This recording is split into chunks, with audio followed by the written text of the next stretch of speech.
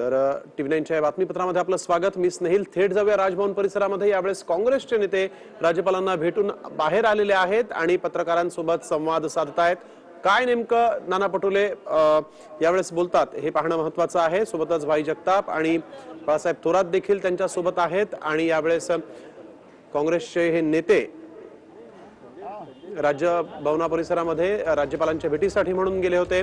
Cycle rally या ठिकाणी काढली होती हँगिंग गार्डन ते राजभवन परिसरापर्यंत आणि राज्यपालांशी भेटून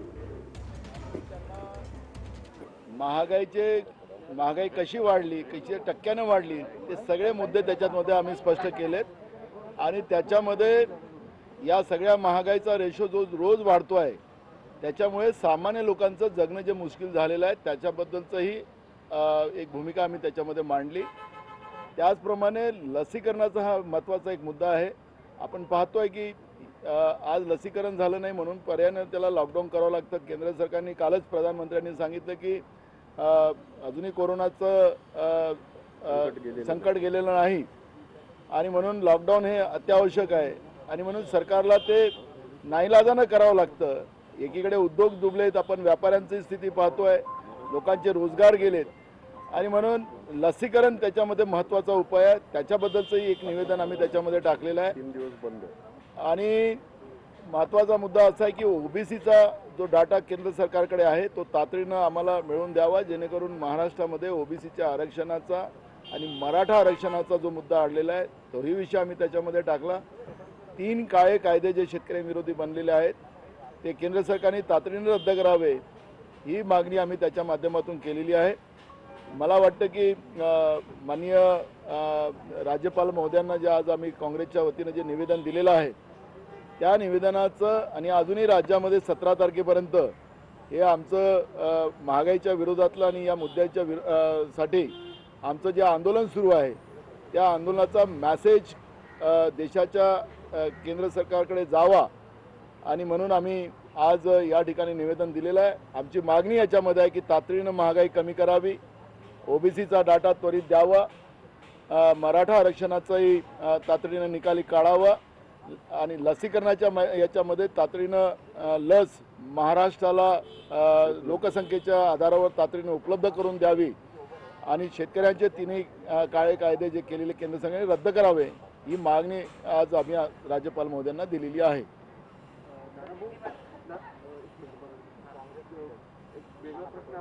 याचंच करा ना, आता कुठं वेगळा खासदार संभाजीराजेंनी एक मुख्यमंत्र्यांना पत्र पाठवलंय मराठा आरक्षणाच्या संदर्भामध्ये। त्यांनी सांगितलं की परत एकदा मुक मोर्चे सुरू करण्यात येतील, कारण की ज्या मागण्या केल्या होत्या त्या राज्य सरकारने पूर्ण केल्या नाही।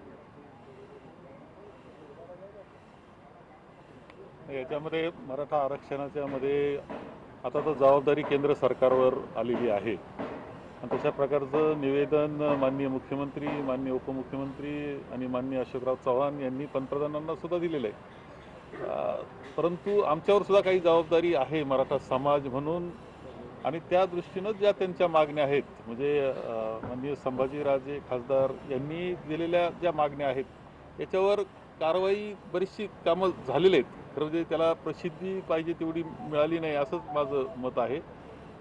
त्यांच्याशी पुन्हा चर्चा राज्य पातळीला केली जाईल आणि आम्ही करतो आहोत, कारण आम्हाला त्या तरुणांकरता काम करायचं आहे आणि त्या दृष्टीनं सारथीच्या माध्यमातून खूप काही नियोजन हे चांगल्या पद्धतीनं होतं आहे। इतरही मागण्यांच्या बाबतीत काही मागण्यात झालंय, काहींचं काम सुरू आहे।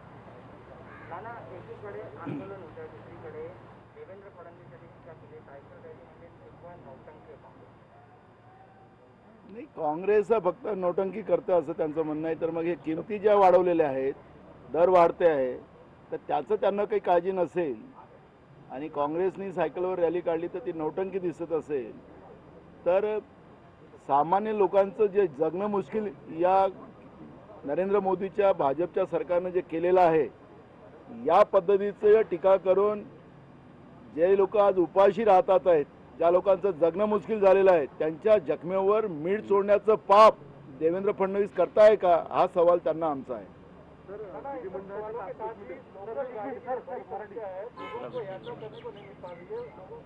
ये पहले ये इशू कर लेते हैं, मैं हिंदी में करता हूँ।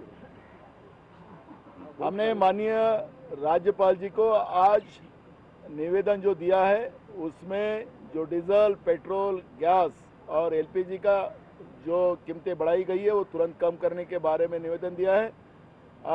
और ओबीसी का डाटा जो केंद्र सरकार के पास है, जो महाराष्ट्र में ओबीसी के आरक्षण का प्रश्न खड़ा हुआ है, वो तुरंत उसको न्याय मिलने के लिए केंद्र सरकार ने डाटा देना चाहिए।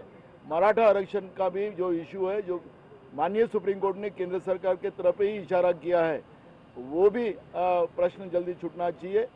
जो 3 काले कानून किसान विरोधी जो नरेंद्र मोदी की सरकार ने बनाई है वो तुरंत रद्द की जाए। और वैक्सीनेशन जो है महाराष्ट्र की जनता को ज़्यादा से ज़्यादा लोक संख्या के आधार पर दे। महाराष्ट्र की कैपेसिटी है कि रोज़ 10 लाख लोगों को लसीकरण कर सकते हैं, वैक्सीनेशन कर सकती है, लेकिन हमें जो मिलता है कोटा, कभी 1 लाख मिलता है, कभी मिलता ही नहीं, और कई सेंटर आज बंद है। और इसलिए वैक्सीनेशन के लिए वैक्सीन केंद्र सरकार ने ज़्यादा से ज़्यादा महाराष्ट्र को देना चाहिए, ये मांग हमने की है। और मुझे लगता है कि माननीय राज्यपाल महोदय जी की तरफ से निवेदन सरकार की तरफ जाने के बाद ये सभी बातों को तुरंत निर्णय लिया जाएगा, ऐसा विश्वास हमारा है। अगर केंद्र सरकार ने हमारे निवेदन को उस तरह की मांग पूरी नहीं की तो कांग्रेस ये आंदोलन और तीव्र करेगा, ये भी इशारा हम केंद्र सरकार को देते हैं। आप लगातार संगठन बढ़ाने के लिए काम कर रहे हैं, संघर्ष कर रहे हैं, बोल रहे हैं, लेकिन एनसीपी के नेता शरद पवार को ये पसंद नहीं है और आपके बड़े नेता और जो प्रभारी हैं वो भी आपको छोड़कर मिलने जाते हैं उनसे, तो क्या पूरी की पूरी बातें उनके हाथ में है? देखो, शरद पवार साहब राष्ट्रवादी के अध्यक्ष है, मैं कांग्रेस का अध्यक्ष हूँ, वो अपने पार्टी बढ़ाना की कोशिश करते हैं, वो उनका अधिकार है। मेरे पार्टी को बढ़ाना मेरा अधिकार है, और कोई शरद पवार साहब हमारे पे नाराज नहीं है। बीजेपी को ये जो महाविकास आघाड़ी की सरकार को तकलीफ में लाने की कोशिश बार बार की है। हर बार उसने, जैसे जिस दिन सरकार बनी उसी दिन से उन्हें कहना शुरू किया 1 महीने में सरकार गिरेगी, 1 महीने में सरकार गिरेगी। वो उनके साथ जो एमएलए है, उनके साथ कुछ नेता लोग गए हैं, वो भाग ना जाए, इस तरह का माहौल बनाकर सरकार को डिस्टर्ब करने की कोशिश बीजेपी की तरफ से चलती है। और मुझे लगता है कि संगठन और सरकार ये दोनों में फर्क होता है। सभी पार्टियां अपने अपने संगठन बढ़ाने की कोशिश करना उनका अधिकार है और उसका किसी को विरोध होने का कोई कारण नहीं।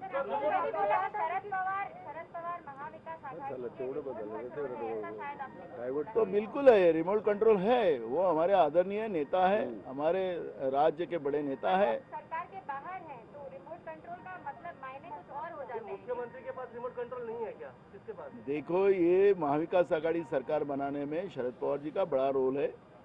और आज मुख्यमंत्री जी हो, बाला साहब जी हो, अजीत दादा हो, तीनों जो चेहरे हैं ये सरकार के, तीनों को मार्गदर्शन आदरणीय शरद पवार जी करते हैं और उनके ही मार्गदर्शन से सरकार चल रही है, इसलिए वो रिमोट कंट्रोल है। अभी बीजेपी का एक बयान आया है कि एनडीए सरकार जो है कहीं ना कहीं कंफ्यूज है, क्योंकि इनको नहीं पता कि सरकार चला कौन रहा है, सीएम चला रहा है या शरद पवार चला रहा है। तो बीजेपी के इस बयान पर क्या कहेंगे आप? अब बीजेपी को जो भी बोलना है बोलने दो, उनको हम लोग वो सब चीज़ों को हम लोग ख्याल नहीं करते। 5 साल ये सरकार चलेंगी, 5 साल की सरकार में वो कितना भी करे, क्योंकि उनको जो हमारे लोग उधर गए हैं सभी, क्योंकि उनके तो खुद के पार्टी के तो लोग है नहीं, उनके विचारधारा के लोग नहीं है, उनको भागना चाहते हैं वहाँ से, उनको रोकने के लिए ये व्यवस्था बनाई जा रही है। आपने देखा होगा कि विधानसभा में उनके एक बीजेपी के एमएलए बार बार हम लोग राष्ट्रपति राजवट लगाएंगे, राष्ट्रपति राजवट लगाएंगे, ऐसा कोई बोल सकता है? विधानसभा में लोगों को डराते हैं वो लोग। आपने देखा होगा कि भास्कर यादव को कैसे बोल रहे थे कि अनिल देशमुख कर डालेंगे, तो हमने उनको तुरंत जवाब दिया। इस तरह के व्यवहार करने के जिनको संस्कार नहीं, ऐसे लोगों के बारे में हम लोग बात भी करते नहीं। इलेक्शन में आप लोग डर रहे हैं कि स्पीकर की इलेक्शन ओपन तरीके से लिया जाए, सीक्रेट बैलेट ना हो। देवेंद्र फडणवीस खुला आज इल्जाम लगा रहे हैं कि डर रहा है महाविकास आघाड़ी। देखो, राजू जी जब देश के प्रधानमंत्री थे, उन्हें एंटी डिफेक्शन लॉ, पक्षांतर विरोध कानून जो लाया था, उसके आधार पर देश के सभी विधानसभाओं ने, देश की लोकसभा ने, राज्यसभा ने और हमारे महाराष्ट्र के विधान परिषद ने भी इस कानून में बदलाव किया है। सिर्फ महाराष्ट्र की विधानसभा का उसमें वो कानून में बदलाव नहीं हुआ है। वो बदलाने का वो उस कानून के आधार पर वो बदलने की जरूरत थी और राज्य सरकार वो बदल रही है, तो उसमें डर की बात और ये नहीं है, कोई हम कोई अलग कर रहे हैं ऐसी तो कोई बात नहीं है। विधान परिषद का मैं आप लोगों को और उनको अगर पता नहीं होगा तो मैं बताना चाहता हूँ आपके माध्यम से, विधान परिषद के सभापति का चुनाव वो मोशन से होता है, गवर्नर की तरफ आने की जरूरत नहीं है और वहाँ पे हाथ खड़ा करके वो इलेक्शन होता है। तो विधान परिषद में एक अलग कानून होता है और विधानसभा में अलग कानून होता है। अगर वो इस तरह की बातें कर लोगों को गुमराह करने की कोशिश अगर अपोजिशन करना चाहती है तो वो करे, क्योंकि लोगों को गुमराह करते करते ही राज्य और देश में सत्ता उन लोगों ने ली और देश को बर्बाद करने का और देश को बेचने का काम बीजेपी के माध्यम से आज हो रहा है और पूरे देश की जनता जानती है। त्या भागातल्या लोकांची मागणी आहे की बारामती हे मध्यभागी पडतं आणि म्हणून आम्हाला तिथं आंदोलन करायचं आहे। ते मला निमंत्रण द्यायला आले होते ओबीसी संघटनेचे लोक आणि त्यांचे प्रश्न आहेत। आज आरक्षणाचा सगळ्यात मोठा प्रश्न निर्माण झालेला आहे। तर बारामतीला गेलं म्हणजे काही ते काही केंद्रशासित भाग नाही किंवा काही हे नाही आहे, तर त्याला काही वेगळं राजकीय अर्थ लावून पॉलिटिकली त्याच्यामध्ये गेन कोणी करण्याचं कारण नाही। ते सामाजिक मेळावा आहे आणि त्या सामाजिक मेळाव्याला मी जाणार आहे।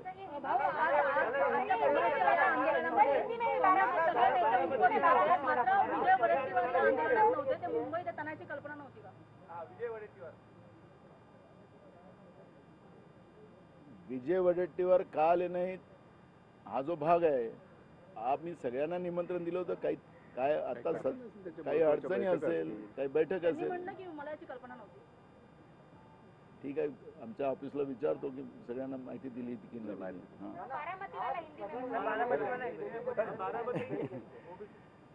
ओबीसी समाज के आरक्षण का इशू जो केंद्र अपने सुप्रीम कोर्ट के आदेश के आधार पर जो हुआ है, निरस्त हुआ है और उसके आधार पर ओबीसी समाज में एक मुसीबत जो आई है उसके आधार पर ओबीसी समाज के लोग इकट्ठा आने के बाद आने की कोशिश कर रहे हैं और उसमें उनको न्याय मिले वो उनकी कोशिश चल रही है।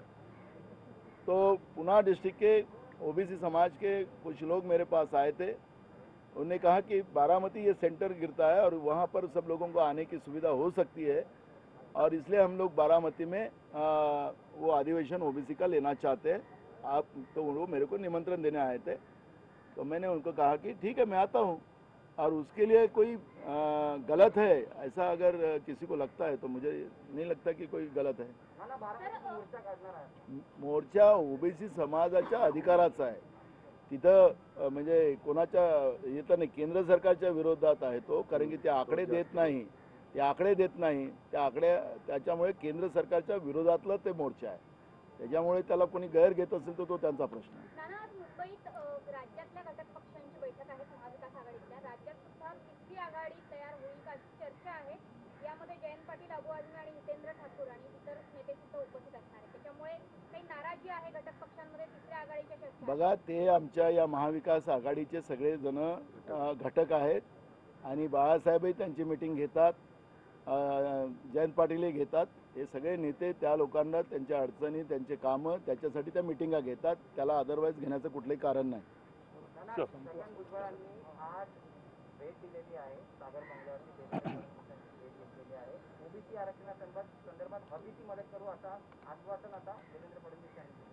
बघा, महाराष्ट्राच्या महाविकास आघाडी सरकारला ओबीसी आरक्षणाबद्दलची चिंता आहे। राजकारणाच्या पलीकडे जाऊन ओबीसी समाजाला आरक्षण मिळालं पाहिजे ही भूमिका सरकारची आहे। म्हणून सरकारचे मंत्री छगन भुजबळजी, कारण की केंद्र सरकारकडे डाटा आहे आणि केंद्र सरकारकडचा डाटा मिळवायचा असेल तर भाजपचे महाराष्ट्रातले जे कोणी नेते असतील त्यांना भेटलं आणि त्यांच्याकडून तो डाटा काही सरळ आम्हाला देऊ शकत नाही, कारण की आपण पाहिलं असेल की स्वतः राज्याचे मुख्यमंत्री, उपमुख्यमंत्री अशोक चव्हाण साहेब गेलेत आणि ही सगळी भूमिका त्या ठिकाणी मांडलेली होती, पण अजूनपर्यंत केंद्र सरकारचा कुठलाही रिप्लाय त्याच्यामध्ये आलेला नाही। आणि म्हणून भुजबळ साहेबांच्या वतीनं सरकारचा जो प्रयत्न आहे की केंद्र सरकारने ओबीसी समाजाचा डाटा तातडीने दिला तर ओबीसी समाजाचा आरक्षणाचा प्रश्न सुटेल, ही भूमिका घेऊन प्रामाणिक राजकारणाच्या पलीकडे जाऊन ही भूमिका घेण्याचं काम महाविकास आघाडी सरकार करते। थँक्यू, धन्यवाद सर्वांचा। तर आपण बघतोय राज्यपालांच्या भेटीनंतर काँग्रेस नेत्यांनी महागाईबाबत राज्यपालांना निवेदन दिल्याचं सांगितलेलं आहे।